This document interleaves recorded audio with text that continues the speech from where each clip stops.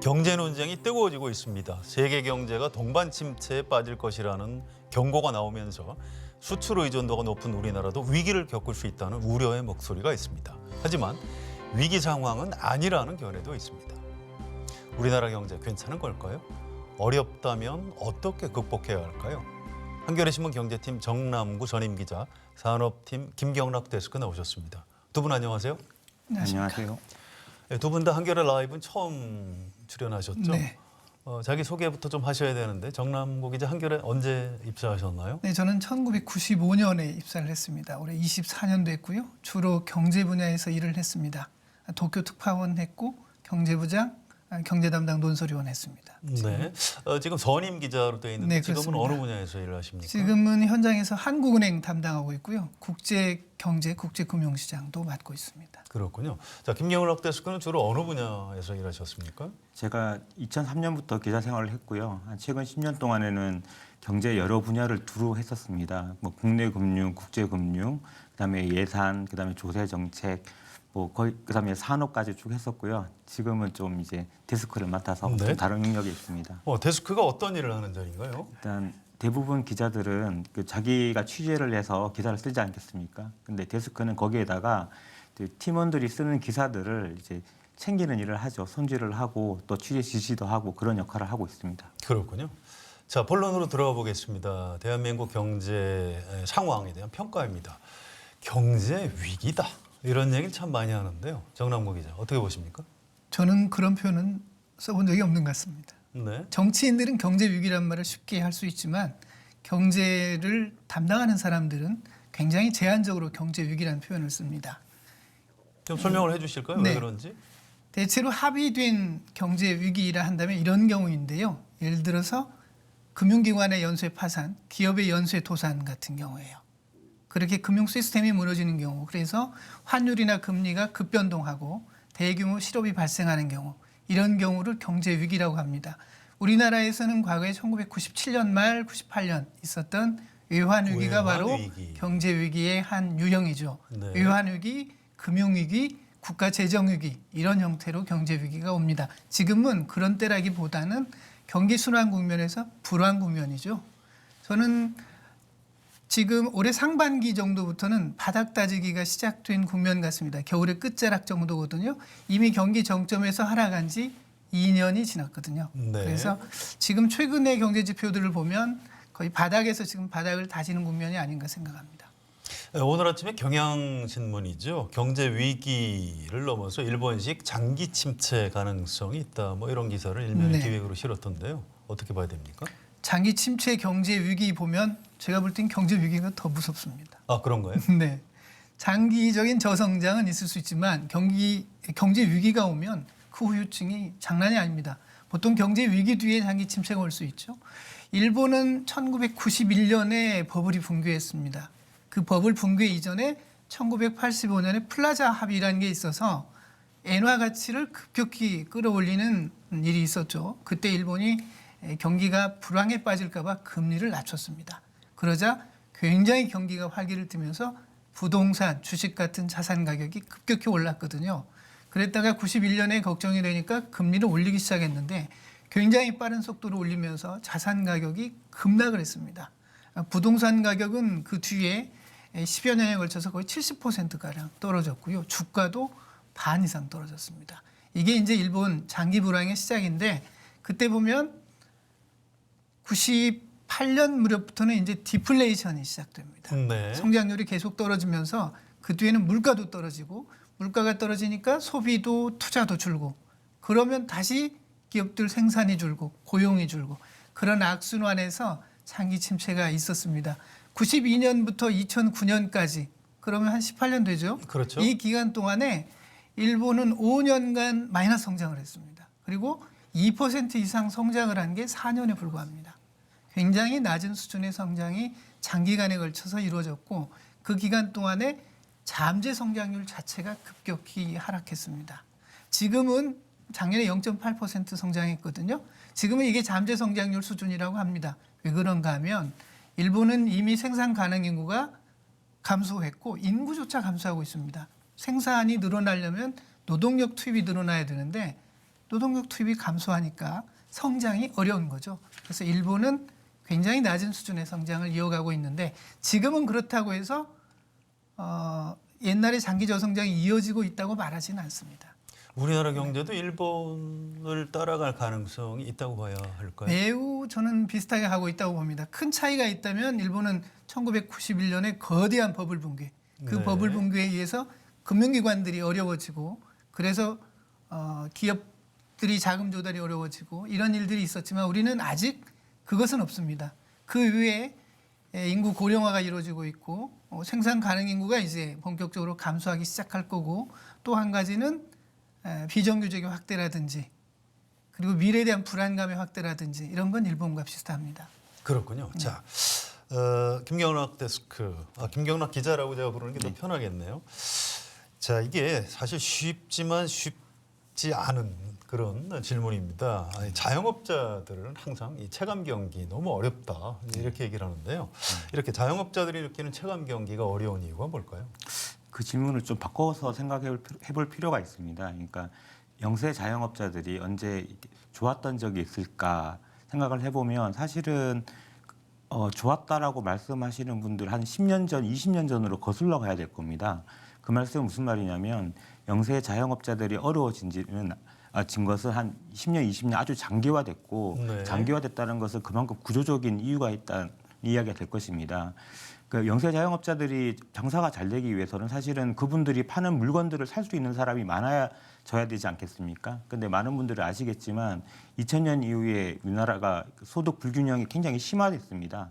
그러다 보니까 소득이 적은 사람들이 늘어나면서 그래서 구매력이 줄었고 그런 분들이 이제 영세 자영업자들이 파는 물건들을 사지를 못하는 상황이 되었죠. 그래서 계속 힘든 거고요. 또 한 가지 짚어볼 부분은 우리나라는 다른 나라에 견져서 자영업자 비중이 매우 높은 나라입니다. 그렇죠. 제가 오기 전에 OECD 통계를 살펴봤는데요. 우리나라는 자영업자 비중이 25% 정도 됩니다. 이게 어느 정도냐면 OECD 회원국이 한 35개 국가 정도 되는데요. 거기서 5위입니다. 우리가 흔히 아는 뭐 영국이나 프랑스나 독일이나 뭐 이런 나라들은 대부분 10% 수준입니다. 이게 무엇을 의미하냐면 우리나라는 그 유럽의 선진국들에 견져서 사회 안전망이 굉장히 부실합니다. 그리고 임금 시장, 그냥 일반 직장에서 이제 계속 일을 할 수 있는 어떤 환경이 굉장히 부족한 나라입니다. 바꿔 말해서 지금 자영업 하시는 분들은 자영업을 하고 싶어서 하는 사람들이 아니라 그 일자리에서 쫓겨난 분들이죠. 그래서 하다 보니까 하고 싶어서 하는 게 아니고 자영업을 할 만큼의 준비가 안 됐기 때문에 그만큼 레드오션, 뭐 치킨집이라던가 식당이라던가 특별한 어떤 재능이 없는 부분에서 뛰어들다 보니까 그만큼 장사도 하기 어려워지는 거죠. 이게 또 하나의 어떤 자영업자분들이 계속 힘들어지는 그런 모습입니다. 네, 알겠습니다. 자, 정남구 기자. 네. 영세 자영업자나 이제 일반 시민들이 느끼는 경제하고요. 네. 또 정책을 수립해서 집행하는 정부 당국자들이 느끼는 경제하고 네. 항상 좀 차이가 있는 것 같아요. 네, 그렇습니다. 청와대 경제수석이죠. 이호승 수석이 기자들하고 이제 브리핑을 할 때 네. 우리나라 경제 선방하고 있다 이런 얘기를 해서 이제 야당하고 좀 보수 신문에서 공격을 많이 받았습니다. 자, 선방 이런 인식에 대해서 어떻게 평가하십니까? 그 선방이라는 말씀을 하실 때 다른 나라들은 이렇게밖에 성장을 못하는데 그래도 우리는 이만큼 한다. 이 어려운 환경에서 선방하고 있다. 이렇게 얘기를 했거든요. 그러니까 저도 성장률 가지고 얘기를 해보겠습니다. 얼마 전 한국은행이 3분기 국내 총생산 발표를 했거든요. 뭐 전분기로 얘기하면 감이 잘 안 오니까 1, 2, 3분기 합쳐가지고 작년과 얼마나 성장했나 계산을 해보면 1.9%입니다. 4분기에 석 달 만에 0.1%포인트를 끌어올리려면 작년보다 한 2.23 해야 됩니다. 쉽지 않거든요. 그래서 올해는 2% 성장이 어려울 걸로 되게 봅니다. 그렇죠. 2% 성장이라고 하면 지금 과거를 되돌이켜 봤을 때 우리 2009년에 0.8% 성장한 이후로는 한 번도 2%를 밑돈 적이 없어요. 그러니까 이제 사람들은 이거 상당히 충격적인 거 아니야? 이렇게 받아들인 사람도 물론 있습니다. 1% 성장이면 얼마가 될까? 우리가 1년 GDP가 작년에 1893조거든요. 그러니까 19조 원 정도 됩니다. 성장률이 1%가 만약에 줄어든다, 못 간다 그러면 19조 원 정도 못 번 거죠. 그 정도 됩니다. 지금 2%가 좀 안 되는데 왜 그렇게 됐을까? 한국은행이 지금 우리나라 잠재 성장률 수준을 2.5에서 2.6으로 최근에 집계를 했습니다. 이 잠재 성장률이라는 것은 주어진 노동력, 자본을 다 투입해서 큰 부작용 없이 물가 상승과 같은 부작용 없이 달성할 수 있는 성장률이니까 그 정도 성장하면 정상적인 경제 상황이라고 볼 수 있는 겁니다. 그런데 2%가 올해 안 된다. 2%나 1.9다고 하면 0.5 내지 0.6%포인트가 부족한 거죠. 그래서 실력만큼 다 못 뛴 겁니다. 자, 그러면 이 성장률이 모자란 게 어디서 왔을까? 지금 우리나라 같이 수출국들은 큰 어려움을 겪고 있습니다. 세계 경제가 지금 침체 상태죠. 미국을 제외하고는 주요국들이 다 나쁩니다. 더더군다나 나쁜 것은 2012년 유럽 경제 위기 이후에 세계 교역이 옛날처럼 늘지 않습니다. 옛날에는 세계 성장률 늘어나는 만큼 교역이 늘거나 더 늘었거든요. 그런데 지금은 교역이 그렇게 늘지 않고 성장률보다 적게 늘어납니다. 더더군다나 2018년에 미중 무역 갈등 이후에는 더 안 좋습니다. 그래서 우리나라 같은 수출국들이 매우 어려움을 겪고 있는데 한국은행이 최근에 계산한 바에 따르면 미중 무역 갈등으로 인한 우리 무역에서 0.2%포인트 정도 성장률을 까먹고 있다고 얘기합니다. 그리고 이게 어떻게 될지 모르는 불확실성 때문에 기업들이 투자를 안 하고 소비자들이 소비를 안 하고 이래서 또 한 0.2%포인트 정도로 깎아먹고 있다고 합니다. 제가 여기 오기 전에 건설 부문에서는 얼마나 깎아먹고 있을까 계산을 해봤습니다. 올해 1, 2, 3분기 동안 건설업 생산이 줄어든 거, 요게 작년 GDP의 0.2% 정도 됩니다. 자, 그럼 세 개 합치면 어떻게 되죠? 0.6%포인트 정도 됩니다. 그렇군요. 잠재 성장률과 실제 성장률의 갭이 그런 부분으로 설명이 됩니다. 그렇다면 그럼 정부는 무슨 노력을 했는가? 이 질문이 나올 수 있습니다. 정부가 재정 확대를 통해서 뭘 했다 뭐 했다 할 수 있습니다만 그 부분은 눈에 잘 안 띕니다. 그래서 제가 보기에는 선방했다고 말을 하려면 좀 쑥스러운 표정으로 말해야 한다고 생각을 합니다. 네, 약간 좀 너무 자신 있는 표정으로 네. 얘기를 해서 문제가 된 것 같습니다. 자, 성장률이 낮아지는 것 못지않게 또 소비자 물가 상승률이 마이너스다. 그래서 이게 디플레이션이 걱정이 된다. 뭐 이런 얘기가 있는데요. 김영란 기자, 우선 물가 상승률, 뭐 어떤 디플레이션 약간 어려운 말인데 이 설명부터 좀 해주실까요? 네, 보통 이제 물가 상승을 많이 접했죠. 그러니까 물가 상승을 많이 하면 인플레이션이라 보고 많은 경제 주체들이 힘들어했었는데요. 사실은 인플레이션보다 더 무섭다고 하는 것이 디플레이션입니다. 이게 우리나라 말로 하면 물가 하락을 뜻하는데요. 최근에 많이 이제 디플레이션을 우려하는 목소리들이 나온 이유가 다름이 아니라 지난 9월에 소비자 물가가 작년 9월에 비해서 0.4% 떨어졌습니다. 실제 물가 상승률이 이제 마이너스가 된 거죠.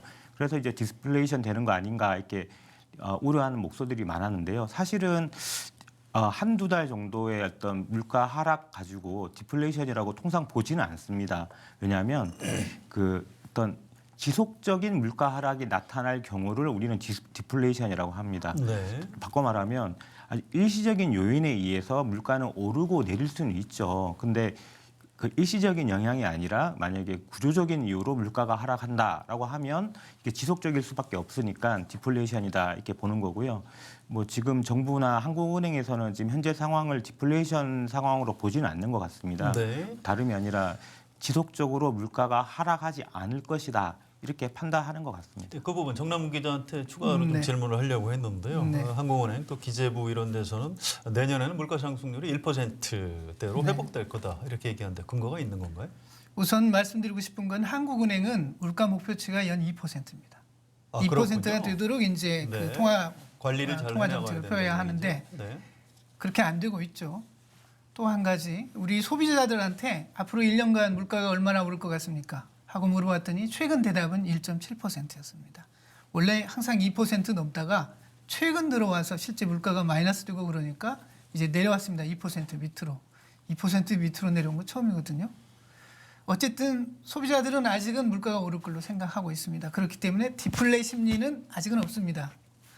그런데 물가 상승률이 옛날처럼 회복하지는 않을 것 같다는 느낌이 듭니다. 네, 우선 알겠습니다. 지금 0이잖아요. 최근 석 달간 0, 마이너스 0.4, 0이었거든요. 네. 이것은 작년에 그 석유 가격이 언제 급격히 올랐냐면 특히 3분기에 많이 올랐습니다. 작년 3분기에 올라서 4분기까지 영향을 미쳤는데 작년 연간 물가 상승률이 1.5%거든요. 그런데 9월, 10월, 11월은 2%가 넘었습니다. 그렇기 때문에 올해 9월, 10월, 11월은 물가 상승률이 제가 보기엔 낮을 수밖에 없습니다.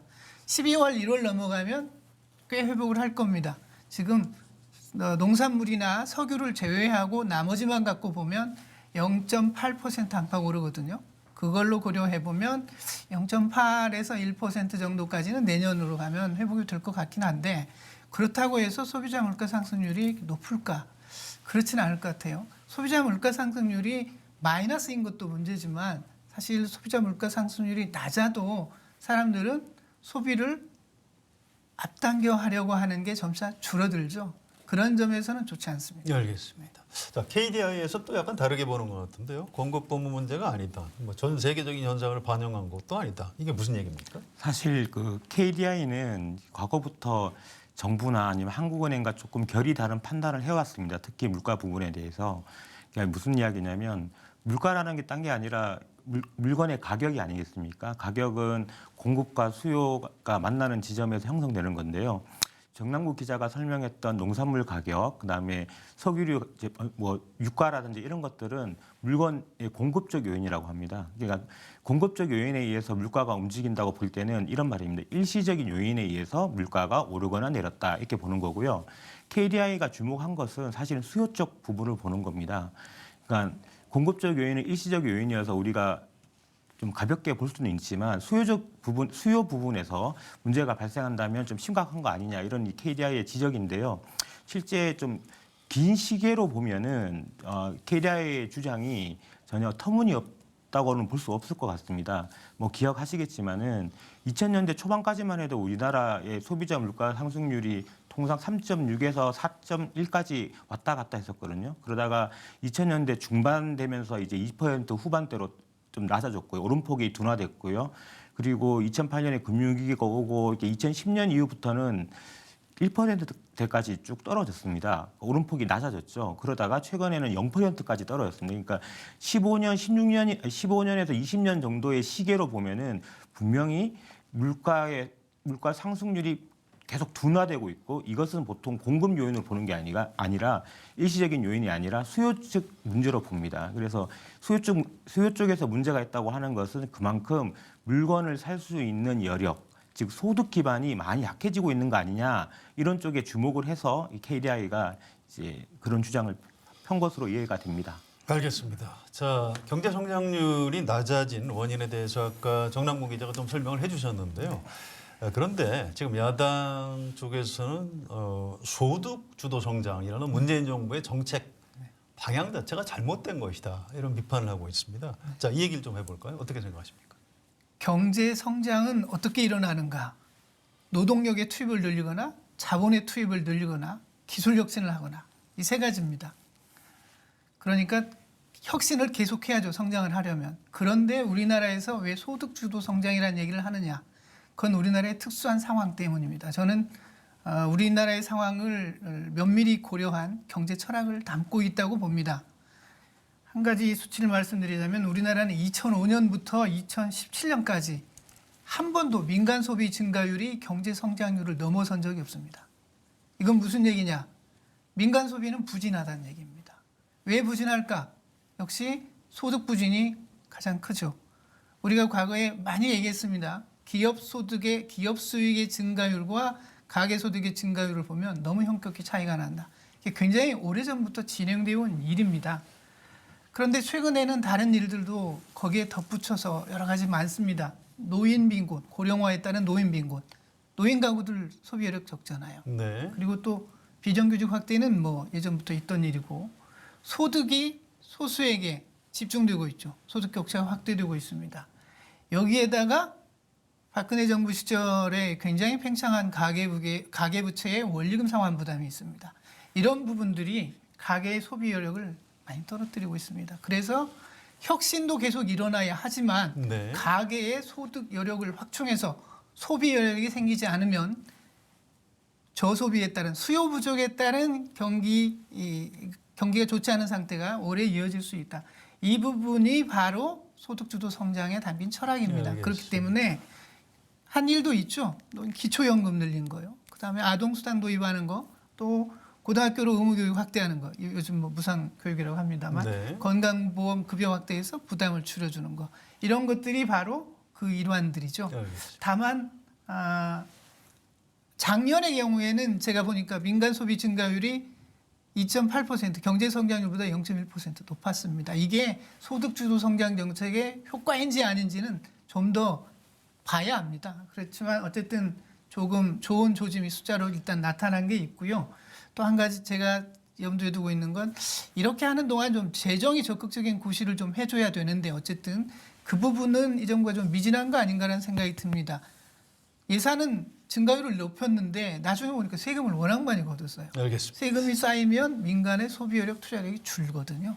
자, 그 그런 부분 부분 아쉽죠. 네, 좀 이따 좀 추가로 얘기하기로 하고요. 김경록 기자 어떻게 보십니까? 소득주도 성장 방향 자체가 잘못된 건 지금 아니란 말씀이신데. 저도 정남구 기자랑 같은 회사에 있어서 그런 건 아니지만 네. 대체로 공감합니다. 사실은 이 소득주도 성장이라는 것은 이 문재인 정부가 처음 만들어낸 게 아니고요.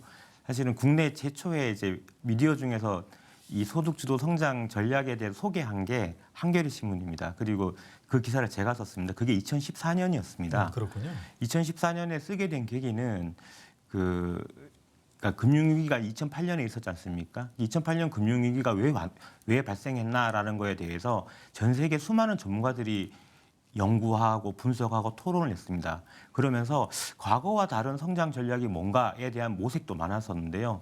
그중 하나가 이제 소득주도 성장 전략이었습니다. 그게 2010년부터 이제 본격적인 연구 보고서들이 나왔었고요. 그 내용들이 사실은 한국 경제에도 굉장히 적합성이 있다. 이런 판단 아래 2014년에 기획 기사를 쓰게 됐습니다.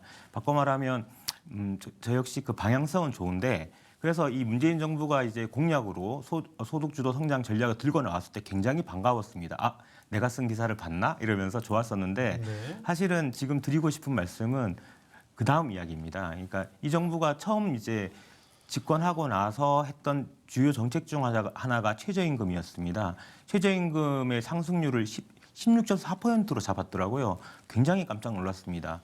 소득주도 성장론에서 중요한 정책 과제 중 하나가 최저임금이고 그것을 올리는 것은 누구도 부인하지 않습니다. 하지만 몇 퍼센트가 적정한가는 또 다른 영역의 문제였는데요. 이거에 대해서 당시 이제 청와대 경제팀이나 당시 그 경제부처에서 충분히 고려하지 않았던 것 같습니다. 그래서 더 사회적 논란도 커졌고요. 경제적 어떤 부작용도 나타났다고 저는 봅니다. 정리를 하면 방향성은 옳았는데 그것들을 어떤 그 정도, 그다음에 그 예상되는 부작용을 메울 수 있는 보조 장치 이런 것들에 대한 어떤 섬세한 검토가 부족하지 않았나 그렇게 생각을 하고 있습니다. 그런 상태에서 최저임금을 좀 너무 급속히 올린 측면은 있는 것 같다. 이런 네. 말씀이신 것 같고요. 그 부분에 대해서 정남국 기자 어떻게 보십니까? 네, 저도 같은 생각입니다. 최저임금은 양날의 칼이거든요. 임금을 올리지만 만약에 노동시장으로부터 튕겨나가는 사람이 있다면 괴롭습니다. 지금 그런 상황이죠. 분명히 그런 부분이 저는 있어 보입니다. 특히 최저임금을 급격히 올리면 숙련도가 떨어지는 노동자들, 노동시장에 막 진입하는 10대나 20대, 그리고 60대 이상 그분들이 타격을 입게 마련입니다. 작년에 실제 고용 데이터를 보면 고용률이 그분들 떨어졌어요. 그리고 올해는 이제 자영업주의 감소로 저는 나타난다고 봅니다. 작년에는 최저임금 인상분의 절반을 지원했지만 올해는 그 이상 지원을 안 하거든요. 그래서 지금 9월 통계를 보면 자영업주가 16만 6천 주로 있는데 그리고 그냥 자영업자는 이제 10만 명 넘게 늘었습니다. 이 부분도 최저임금에 영향이 없지 않은 것 같다 저는 그렇게 봅니다. 알겠습니다. 좀 욕심이 좀 과했다고 생각합니다. 네. 어떤 뭐 문재인 대통령이 그 부분에 대해서 이제 일종 유감 표명했고요. 그래서 이제 임기 말까지 최저임금을 그렇게 급속히 올릴 것 같지는 않을 걸로. 내년 인상률은 2.87%니까 그렇죠. 상당히 낮췄죠. 속도 조절했습니다. 이제 조정을 하는 거죠. 네. 자, 우리가 또 경제 얘기할 때 중요한 문제가 이제 일자리 얘기인데요. 사실 이 문제만 가지고도 뭐 한두 시간 토론할 정도로 중요한 문제이긴 합니다만 오늘은 경제 전반적인 걸 짚는 자리니까 제가 질문을 좀 좁혀서 말씀을 드릴게요. 정남우 기자. 네. 비정규직 최근 네. 통계에 따르면 오히려 늘어났다 이런 게 나오는데요. 네. 문재인 정부가 일자리 정부를 표방하고 출범을 했는데 이게 네. 도대체 어떻게 된 일인가요? 비정규직이 숨겨있던 비정규직을 찾아낸 게 35만에서 50만 정도 된다고 했습니다. 네. 그걸 제외하더라도 40만 가량 비정규직이 늘어난 것 같습니다. 이것은 올해 8월 통계하고 작년 8월 통계를 비교한 겁니다. 아주 세부적으로 고용 행태를 조사해서 나온 거죠. 저는 그럴 수밖에 없었다고 생각을 합니다. 왜 그렇죠? 지금 경기 상황이 좋지 않죠. 심지어 일부에서 위기라고까지 할 정도로 경기가 불황 국면입니다. 이런 때 일자리가 늘어나기는 사실 쉽지가 않습니다. 우리나라는 지금 15살 이상 인구가 1년에 한 20만 정도 늘어나는데 그중에 60% 정도가 취업을 한다면 12만 명 정도 취업자가 늘어나는 게 곧 일반적인 겁니다. 그런데 정부 올해 목표치는 15만이었습니다. 그런데 실제로는 훨씬 많이 늘어났죠. 8월에는 45만 2천 명이 늘어났습니다. 이 엄청나게 많은 일자리가 어떻게 창출되었을까? 어쨌든 정부가 일자리 창출을 위해서 재정 투입도 하고 많이 했습니다. 그래서 단시간 노인 일자리를 중심으로 그런 비정규직 일자리가 많이 생산된 거죠. 그렇다면 추가로 일자리를 창출하기 위해서 노력한 결과로 비정규직 비율이 늘어났다. 이렇게 볼 수 있죠. 좋은 일자리가 많이 늘어나는 게 좋지만 현재로서는 굉장히 긴급 처방과 같은 형태의 일자리가 많이 늘어난 거죠. 네, 알겠습니다. 김관욱 기자 어떻게 보세요? 네, 저는 우선 긍정적인 측면부터 한번 말씀드리고 그다음에 우려되는 부분을 말씀드리겠습니다. 사실 아까 자영업자 언제 좋은 적 있었냐라는 말씀을 드렸었는데요. 마찬가지로 일자리 사정이 언제 좋았냐라고 해보면 좋았다고 기억하시는 분들 별로 없을 겁니다. 그런 점이 있지만 조금 네. 객관적으로 통계를 살펴보면은 감히 좀 말씀드리건데 실업률이나 고용률 같은 고용 총량 부분에 있어서는 계속 개선되고 있습니다. 계속 길게 보면은 특히 이거 문재인 정부가 일자리 정부라고 자임하긴 했지만 사실 박근혜 정부나 이명박 정부에서도 고용 정책은 굉장히 중요한 정책 과제였습니다. 그래서 쭉 노력이 있어가지고 가장 이제 주목할 수 있는 지표가 고용률인데요. 고용률이 한 10년 전에는 50% 후반대였습니다. 지금 60%를 넘거든요. 그러니까 15살이 넘는 인구 중에서 인구가 100명이라면 그중에 한 60명 이상은 이제 취업을 하고 있다는 이야기가 되겠죠. 물론 이제 문재인 정부는 목표가 한 70% 후반까지 끌어올리겠다라는 것이 애초 목표였는데요. 그 목표에 견주면 굉장히 아쉬운 점이 있습니다. 이런 부분 아쉬운 점이 있지만 어떻게 개선세에 있다는 말씀을 좀 드리고 싶고요.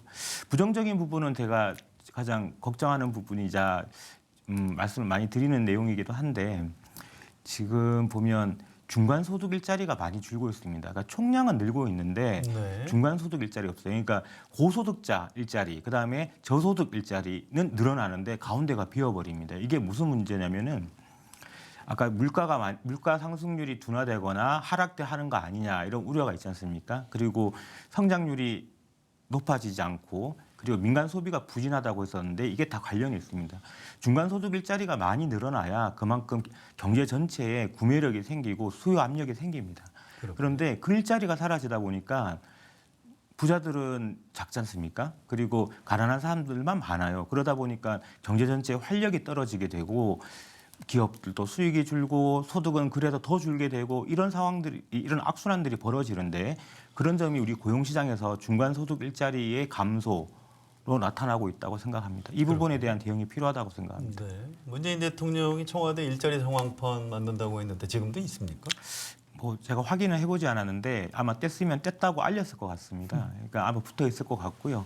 지금 정부의 관심은 아무래도 고용보다는 지금 성장률이 많이 떨어지고 있어서 민간 투자 부분에 대한 관심이 높은 것 같습니다. 그러니까 어떤 분들은 그래서 일자리 상황판을 잠시 옆으로 밀어놓고 투자 상황판을 넣어야 되는 거 아니냐 이런 이야기를 또 하시더라고요. 그렇군요. 네. 자, 지금부터 이제 한국 경제의 앞날 미래에 대해서 좀 얘기를 해보겠습니다. 우선 아까 정남구 기자가 이제 예산 얘기를 좀 하셨는데요. 자, 이 부분 김경락 기자한테 먼저 여쭤볼게요. 내년도 예산은 국회에서 이제 아직 통과가 안 됐습니다만 예산 편성은 잘 됐나요?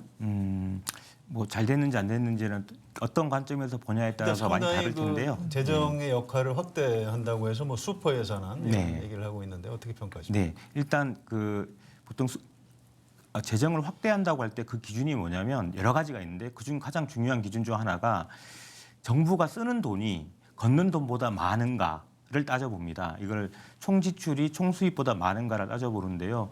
사실 지난 3년간 아까 정남구 기자가 말했듯이 재정 정책을 실패했다고 했었는데 그 이유가 딴 게 아니라 돈을 더 많이 걷었습니다. 쓴 거보다. 경제가 부진한 상황에서. 그런데 지금 국회에 제출된 정부 예산안을 보면은 돈을 더 쓰겠다고 하고 있거든요. 그러니까 거둬들이는 것보다 더 쓰겠다고 하고 있다는 그 점 자체에서는 긍정적이라고 봅니다. 근데 이게 잘했냐라고 보면은 어느 정도 더 써야 되느냐라는 부분이 있는데요. 네. 이번에 그 국회에서 공방 과정에 그러니까 야당 의원과 이제 경제수석 간의 공방 과정에 나타난 이제 확인된 숫자가 있었습니다. 이 정부가 내년도 예산안을 짤 때 전제로 삼았던 내년 경상성장률, 그러니까 경상성장률은 우리가 흔히 많이 쓰는 실질성장률에다가 그다음에 물가 상승률을 더해서 통상 이해를 합니다. 그걸 3.8%로 예상했다라고 하더라고요. 근데 다들 아시겠지만 정부가 예산안을 편성한 시점은 8월이었고요. 그 뒤에 지금 정부의 경제 전망 자체가 굉장히 어두워지고 있습니다. 바꿔 말하면 정부가 내년에 예전과 달리 돈을 더 쓰기로 했지만 그 경제 전망이 더 어두워졌기 때문에 과연 그 정도로 적당한가라는 부분에서 의문이 나오고 있고요. 부족할 수도 있다 이런. 예, 그래서 어떻게 보면 내년 상반기에는 그러니까 예산을 다시 편성하는 그러니까 추가 경정 예산안을 마련해야 되는 거 아니냐, 마련해야 되는 상황이 될 수도 있다. 이런 지적도 나오고 있습니다. 그렇군요. 알겠습니다. 자, 경제 정책을 둘러싸고 여러 가지 이제 갈등을 잘 정부에서 해결을 해줘야 할 텐데요. 최근에 가장 좀 눈에 띄는 뉴스는 이제 타다를 검찰에서 이제 기소한 네. 이 사안. 정부 안에서 뭔가 좀 엇박자가 난 것 같기도 하고 이거 어떻게 평가해야 할까요? 타다가 혁신이냐 아니냐는 얘기 많이 있습니다. 그렇죠. 저는 기본적으로 이건 혁신이라고 인정을 해줘야 된다고 봅니다. 기존에 이제 운송 산업이 있는데 어쨌든 소비자 편익을 높이는 거거든요. 그리고 이제 일자리의 질이 나쁘다고 해서 이거 과연 혁신으로 봐야 되냐 하는 게 있지만 새로운 일자리를 창출한다면 저는 혁신의 일부로 봐야 된다고 봅니다. 하지만 이게 기존에 이제 생계가 걸린 사람들의 이해관계와 충돌하는 영역이 분명히 있습니다.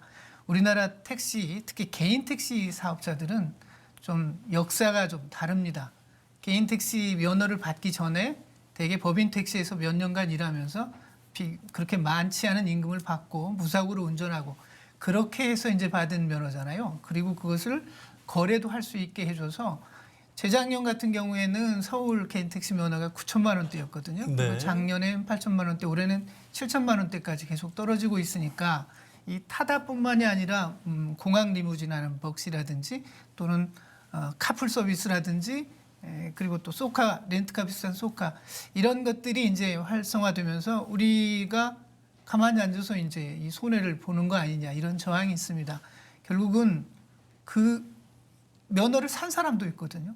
그런 분들을 생각한다면 역시 이익 조화를 정부가 꾀하는 게 바람직한 것 같고 네. 이런 것들은 정부가 나서서 이의 조화, 혁신 부분은 최대한 살리고 그렇다고 해서 기존 사업자들이 갑작스럽게 큰 손실을 보거나 생계가 어려워지는 일이 생기지 않도록 정부가 조율하는 게 맞다고 봅니다. 예, 그 이제 조율을 어떻게 하느냐가 참 어려운 이런 것 경제 같은데요. 법률이기 때문에 사실 네. 검찰이 좀 기다려줬으면 좋았겠다 저는 생각을 네. 합니다. 정부가 지금 가진 않은 택시를 감차하는 만큼 이 면허를 그 타다 사업자에게 대여를 해서 사업을 하게 하자 이런 거거든요. 네, 알겠습니다. 저는 일단 발상은 좀 조율이 가능한 형태로 예. 이루어졌다고 봅니다. 일단 검찰 기소는 좀 잘못됐다 이런 네. 입장이시고요. 산업팀 데스크 맡고 있는 김경락 기자, 이거 어떻게 조정해야 될까요, 정부가? 타다 문제와만 국한해서 보면 좀 정남구 기자랑은 조금 이견이 있긴 합니다.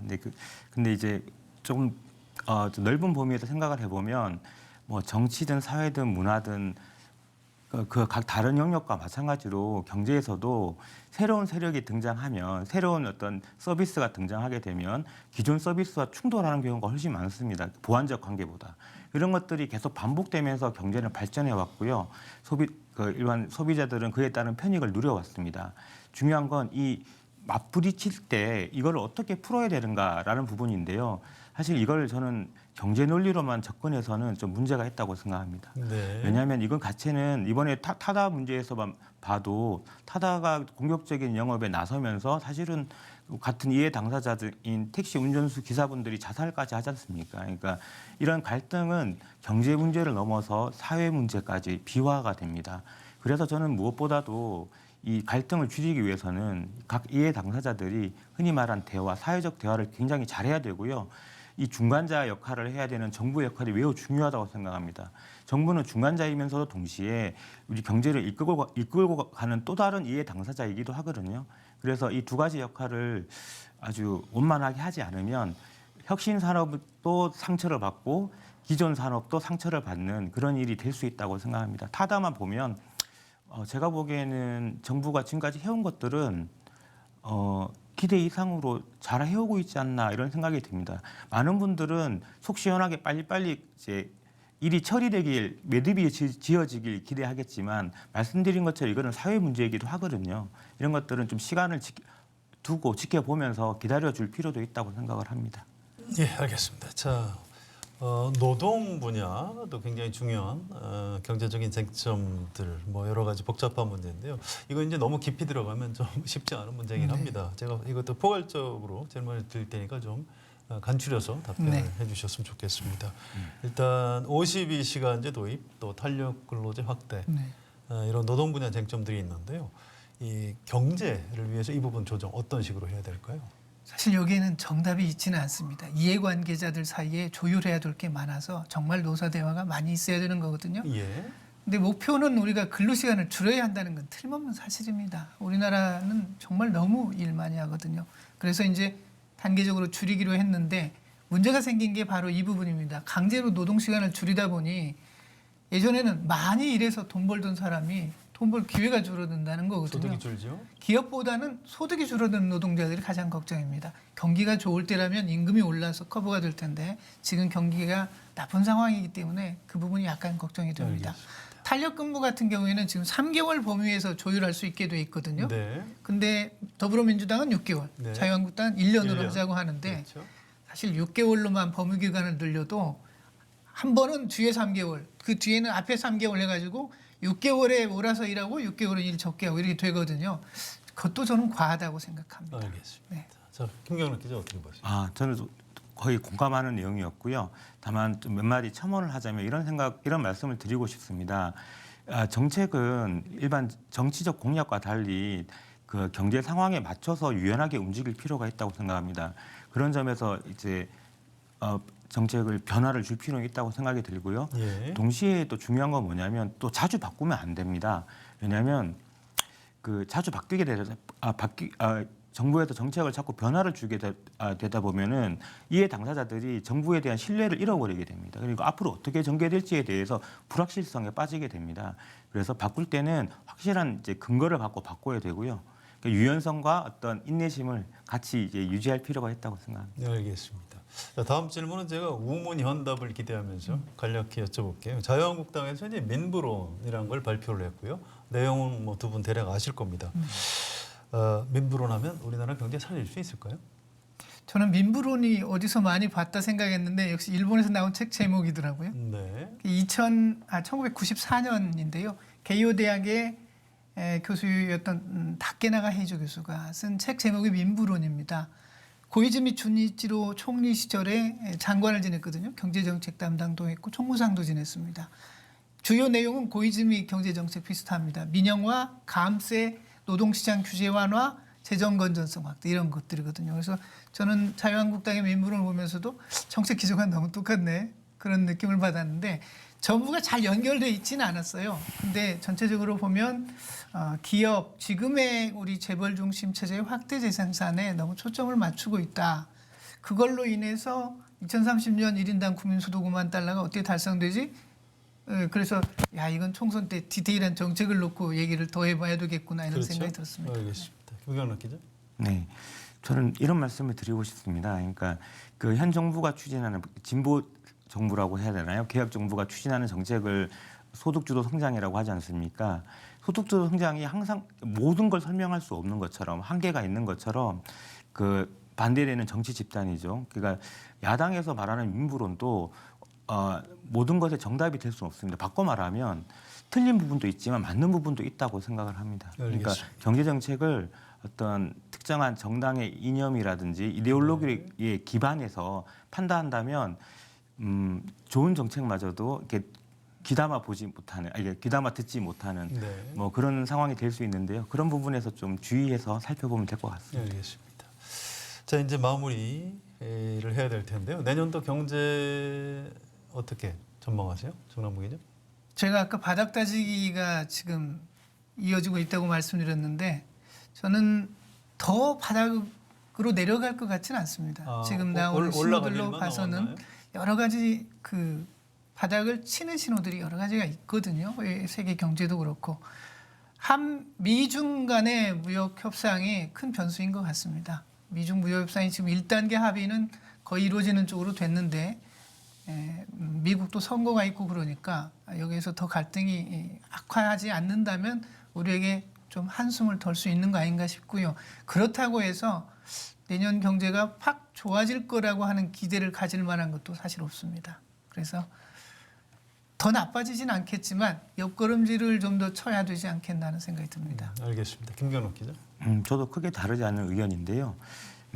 올해가 워낙 안 좋았기 때문에 올해보다는 내년에 조금 더 나아질 거라는 뭐 전문가들 분석은 많습니다. 그런데 사람들 관심은 이거거든요. 정말 나아지는가? 내가 느낄 정도로. 근데 이런 이제 질문에 있어서 제가 좀 드리고 싶은 답변은 이렇습니다. 사실 2008년에 아주 세계적인 금융위기가 있지 않았습니까? 그 전과 후는 세계 경제뿐만 아니라 한국 경제도 상황이 완전히 바뀌었습니다. 예전에는 경기의 고점일 때와 저점이 진폭이 있었지 않습니까? 그 진폭의 차이가 지금 그때의 절반도 되지 않습니다. 나빠도 더 나빠지지 않고 좋아도 아주 나빠지지 않습니다. 그러니까 경기는 계속 옆걸음질하는 그런 흐름을 보였고요. 그 속에서 이제 올해보다는 내년에 조금 더 좋아질 것 같다.